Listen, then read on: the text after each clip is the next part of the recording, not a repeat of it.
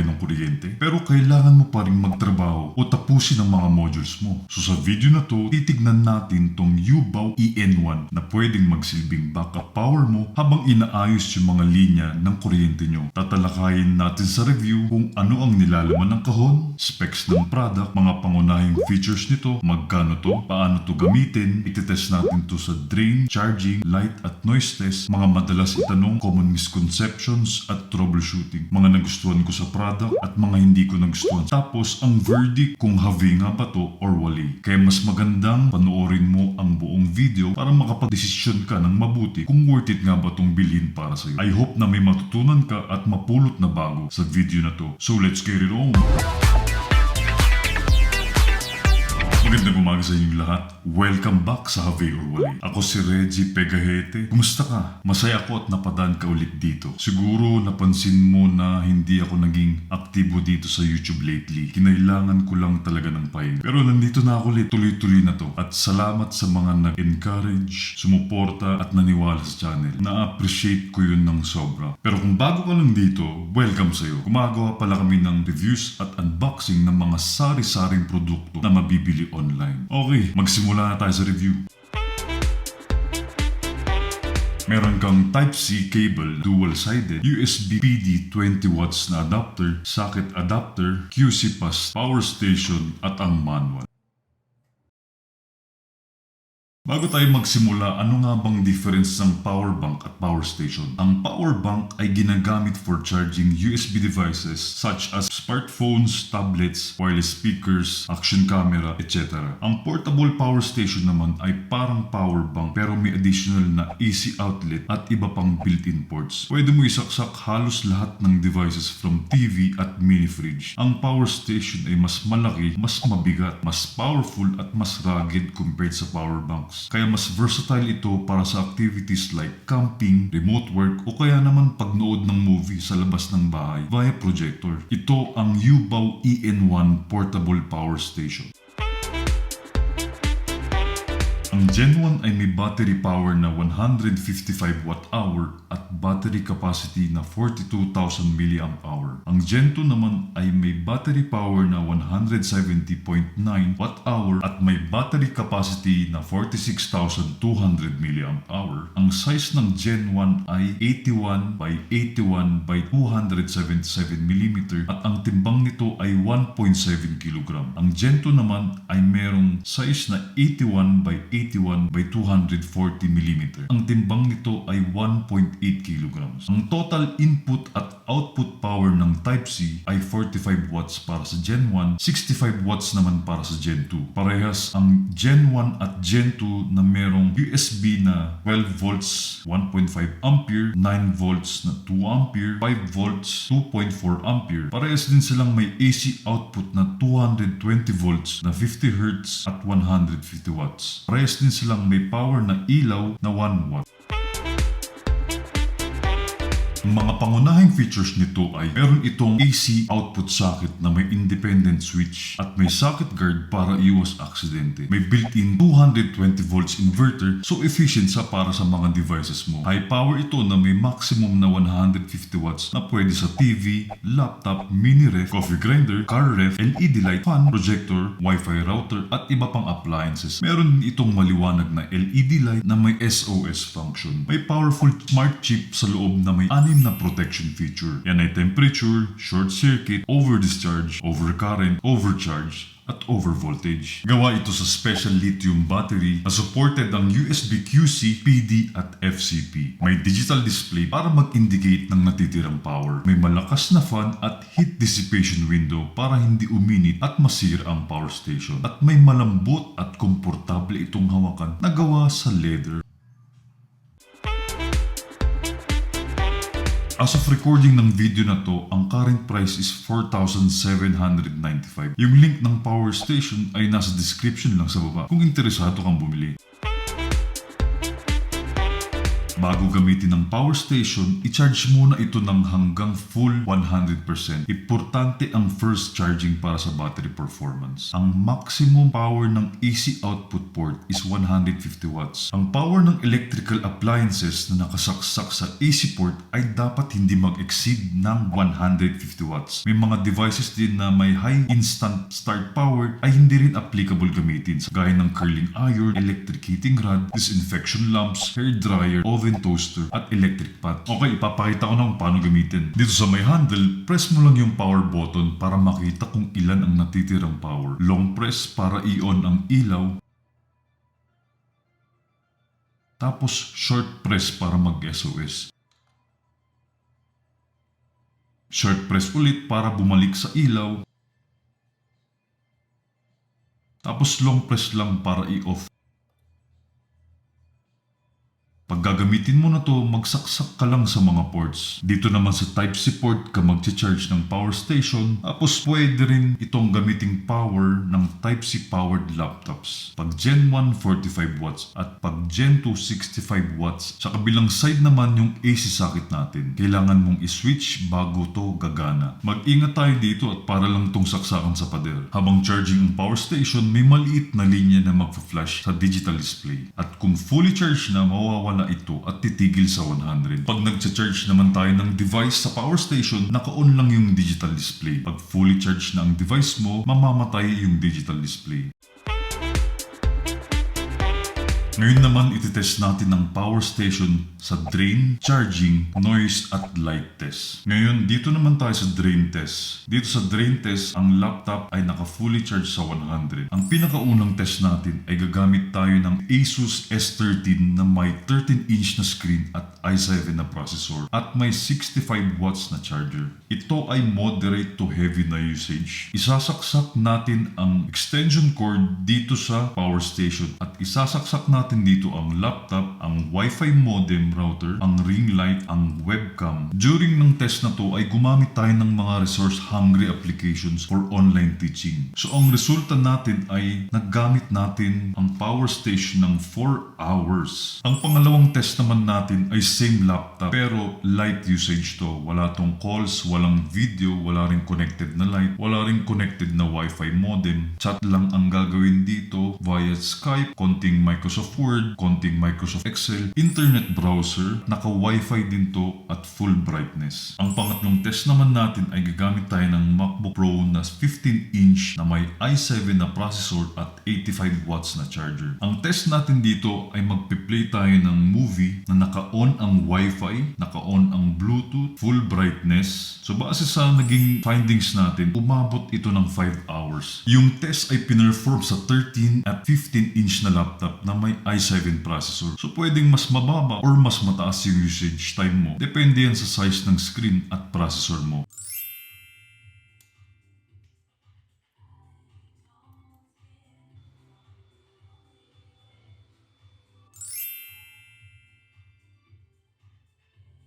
Sa charging test naman tayo. From manual, ang nakalagay dito ay may 4 hours gamit yung Yoobao PD 45 watts. Ito ay fast charging power bank. Yung link is nasa description. Pero ang test natin ay gagamit tayo kung ano yung nasa kahon. Itong PD 20 watts at ang USB Type-C. Base sa naging test, yung charging ay umabot ng 8 hours 37 minutes. Ngayon naman dun tayo sa noise test. Ngayon naman pag nakasaksak yung PLDT na Wi-Fi modem na 18 watts, wala siyang tunog, silent na silent. Ngayon, pag Asus naman na 13-inch na 65 watt charger, silent din. Pero once na sinaksak ko yung MacBook Pro na 15-inch na may 85 watts na charger, malakas yung fan. Ganito siya.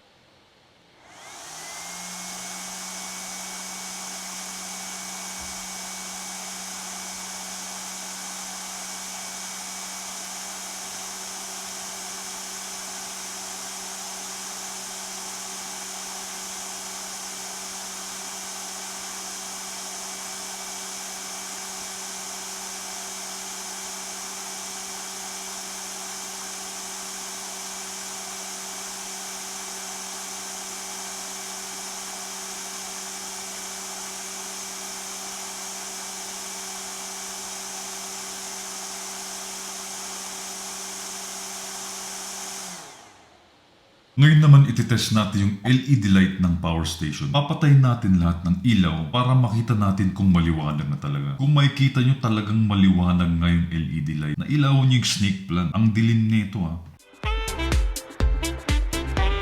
Ngayon, dun naman tayo sa frequently asked questions. Pwede ba to gamitin as UPS na laging nakaplug sa wall outlet? Hindi po. Hindi po ito pwedeng maging substitute sa UPS. Power station po ito. Hindi ito pwedeng nakasaksak 24/7 sa wall outlet. Masisira yung battery ng power station. May review pala ako ng UPS. Tignan nyo na lang sa channel o sa description. Kung pwede po ba saksakan ng mga induction stove or rice cooker lalo na kapag brownout. High power po ang induction stove so hindi pwede. Pero depende po sa rice cooker. Basta hindi ka mag-exceed ng 150 watts. Yung ganitong kaliit na rice cooker na 5 cups is 400 watts. So hindi pwede. Check nyo na lang yung rice cooker nyo kung ilang watts. Kadalasan nasa ilalim o likod yan ng appliance. Pwede ba gamitan ng extension cord sa AC out tapos may laptop na 45 watts, modem na 12 watts at ilaw? Gaano katagal? Yes, pwede basta hindi mag-exceed ng 150 watts ang total na nakasaksak. Base sa test namin, 65 watts na laptop plus modem at ilaw ay may 4 hours. So yung 45 watts na laptop mo, mas matagal. Pwede ba magsaksak ng 60 Hz na appliance? Hindi po pwede. 50 Hz lang po ang pwede or 50-60 Hz na appliance. Makikita nyo po yan sa ilalim o sa likod ng appliance. Kung may 50/ at 60 pwede pong gamitin. Check nyo na lang yung device nyo bago kayo magsaksak para hindi masira. Pwede po bang hand carry sa plane? Ayon sa NAIA, pwedeng magdala ng power bank pero carry on siya basta hindi siya mas mataas ng 20,000 mAh. Itong Yoobao EN1 power station natin ay may 46,200 mAh o 42,000 mAh. So na doble, hindi po ito pwedeng i-carry on. Kailangan po bang i-drain muna o i-charge ito bago gamitin? I-fully charge muna po bago gamitin. Importante po yung first charging para sa battery performance. Pwede po ba siyang i-charge sa solar? Wala po siyang port for solar charging so hindi po pwede. So USB Type-C lang po siya pwedeng mag-charge. Pwede po ba to sa desktop PC? Maximum lang po nito ay 150 watts. Ang typical desktop po is 300 to 500 watts. Kapag ka-gaming naman po 400 to 1,350 watts. So sagad na po yun. Hindi po pwede to. May internal fan na ayaw ma-off. Paano to patayin? Hindi po yun switch ng fan. Switch po yun ng AC outlet. Hindi rin po switch off yung fan sa loob dahil safety feature po yun ng power station para hindi siya mag-overheat. Pwede ko ba isaksak ang UPS dito na may nakaplug na modem, monitor at CPU? Hindi kakayanin ng power station ang UPS at CPU. 150 watts lang po ang maximum ng power station.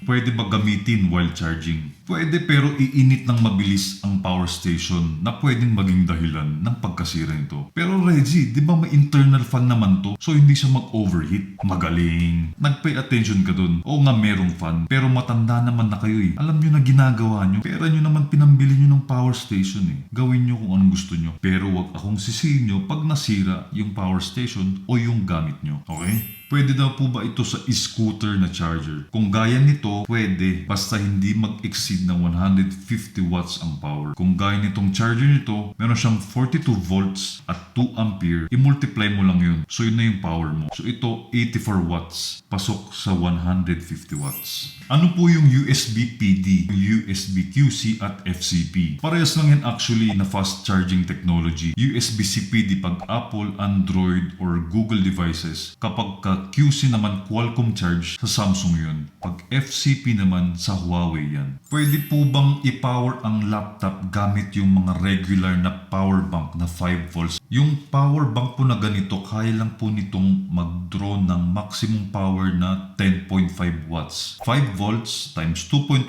ampere, yun po yung 10.5. Ang typical laptop po ay kailangan po niyan ng 65 watts na power. So para gumana po yung adapter na binabibili sa online, kailangan po ng enough na power para ma-charge yung laptop. laptop. Paano pag may USB PD power bank ka? Pwede bang i-power ang laptop gamit ang adapter? Kung gaya nito, yes, pwede. Basta ma-meet nyo yung power requirement ng laptop nyo. Remember, Gen 1 is 45 watts, Gen 2 is 65 watts. Yung mga ganitong product is not advisable kasi pwedeng masira yung laptop mo o yung power bank mo dahil walang assurance na may safety feature yung mga ganito. Huwag mo lang i-risk, baka mas mahal pagastusin mo pag nasira yung laptop mo. Isaksak mo na lang yung original charger ng laptop mo sa AC outlet ng power station para walang problema. Paano pag gagamit ako ng adapter sa Wi-Fi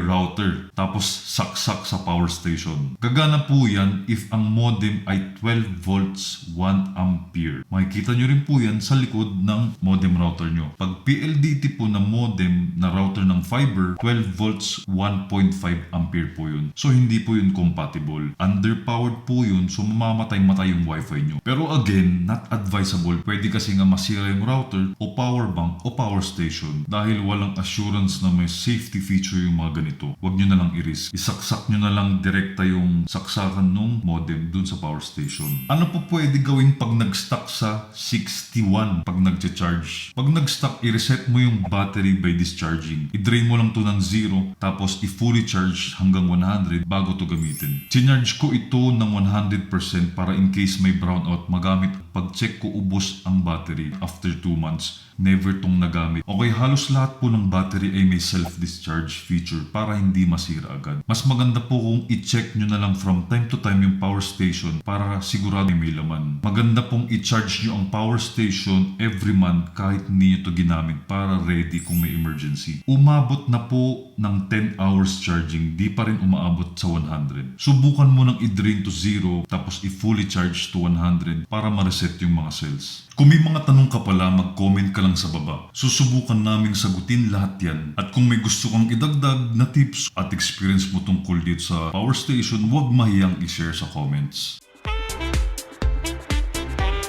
So dadako na ngayon tayo sa mga nagustuhan ko sa product. Ang ganda lang nung leather handle. Tunay na leather siya. Hindi siya folk leather, kaya tiyak na matibay. Premium feel siya, slick and aesthetic, solid yung build. Maganda rin yung digital display. Hindi mo nahuhulaan kung ilan natitira. Napaka-useful din ng LED light na maliwanag talaga.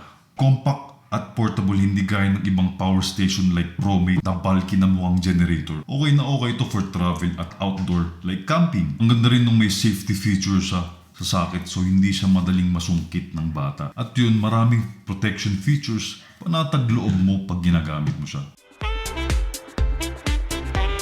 Dako naman tayo sa mga hindi ko nagustuhan. Medyo malakas yung fan pag umandar. Kaya kung importante yung audio mo, maganda lumayo ka lang. Pero tumutunog lang to pag may nakasaksak na 85 watts na charger. Tapos may clicking noise sa MacBook Pro na 85 watts charger. Siguro dahil 50 Hz itong power station.